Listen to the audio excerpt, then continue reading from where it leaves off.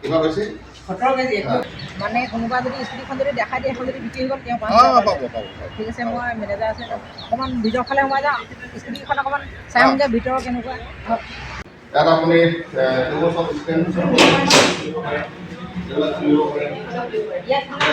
নমস্কাৰ আজি আছোঁ মই ডিব্ৰুগড়ৰ বৰবৰুৱা মানস দাস ইলেক্ট্ৰিক অটো এজেঞ্চিত নতুনকৈ খোলা হৈছে মোৰ ওচৰত আছে শ্ব'ৰুমৰ স্বত্বাধিকাৰী আৰু মেনেজাৰ নমস্কাৰ স্বাগতম জনাইছোঁ আমাৰ famous Assam YouTube চেনেলটোলৈ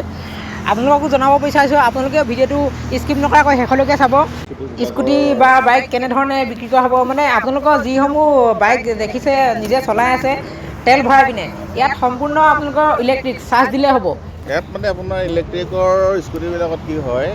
plus point আপুনি এবাৰ যদি বেটেৰীটো ফুল চাৰ্জ কৰে একদম জিৰ'ৰ পৰা যদি ফুল চাৰ্জ কৰে আপোনাৰ কাৰেণ্টত খৰচ হ'ব 20 টকা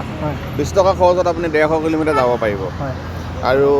স্কুটিবিলাকৰ দামো ঠিক তেনেকুৱা সাংঘাতিক নহয় যিবিলাক বজাৰত যেনেকুৱা ধৰণৰ ৰেঞ্জ তেনেকুৱাই পাব নৰ্মেল ৰেঞ্জতে পাব আৰু আপোনাৰ প্লাছ পইণ্টটো হ'ল কি আমাৰ ইয়াৰ পৰা যদি আপুনি ইভি স্কুটি এখন লয় তেতিয়াহ'লে যিজনে ল'ব তেওঁৰ কাৰণে এটা সুন্দৰ এটা ইনকম অপৰচুনিটিৰ লগত গাঁঠি দিয়া হয়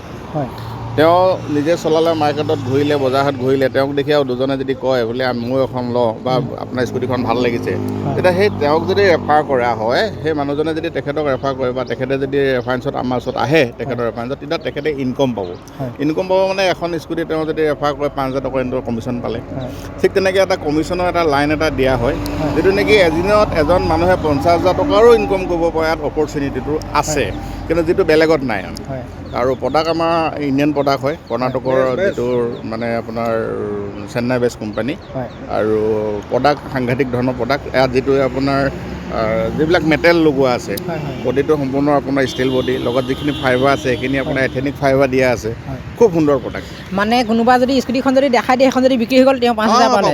ঠিক আছে মই মেনেজাৰ আছে অকণমান ভিতৰৰ ফালে সোমাই যাওঁ স্কুটিখন অকণমান চাই আহোঁগৈ ভিতৰৰ কেনেকুৱা আহক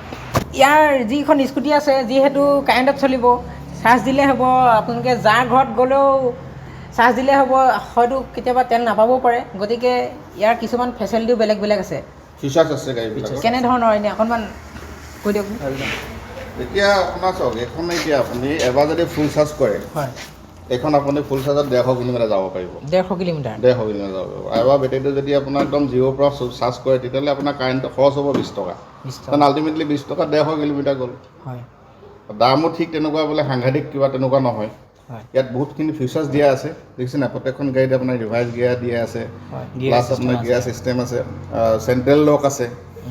চেণ্ট্ৰেল লকত আপোনাৰ ধৰক আপোনাৰ লক গাড়ীখন আপোনাৰ পাৰ্কিঙত থকাৰ পিছত যদি অট'মেটিকলি কোনোবাই যদি আপোনাৰ চুৱে তেতিয়াহ'লে আপোনাৰ চাউণ্ড দিব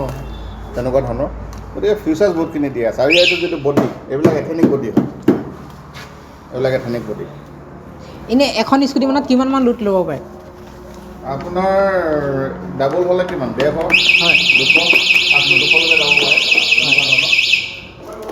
এতিয়া আপোনাক মই আৰু এটা বস্তু দেখাইছোঁ আৰু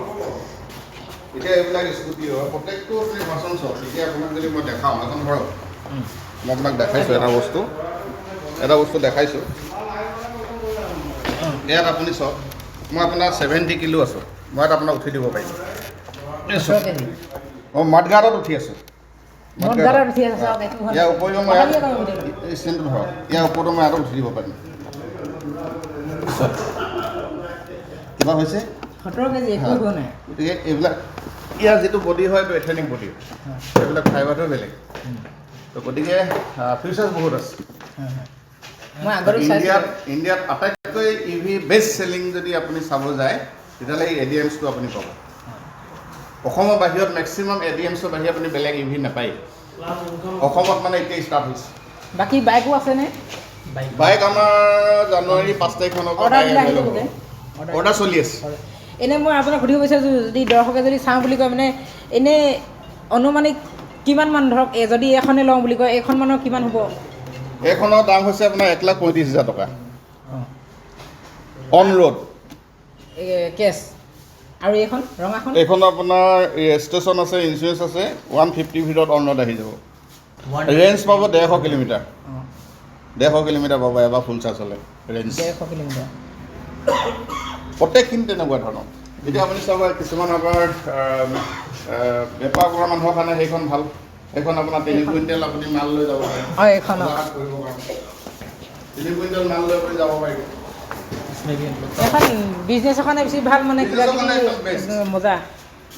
এজন ছিংগল মানুহ যদি বজাৰলৈ তেওঁ বস্তু বাহিনী নি বিক্ৰী কৰে বা কিবা কৰে, তেওঁৰ কাৰণে 3 কুইণ্টেল মাল লৈ এখন তেওঁ যাব পাৰে। কাৰণ তেওঁৰ কাৰণে 200 টকা তেল লাগে অন্য গাড়ীত, কিন্তু এইখনত আপোনাৰ 20 টকাত তেওঁ 200 টকা বচাব পাৰিব।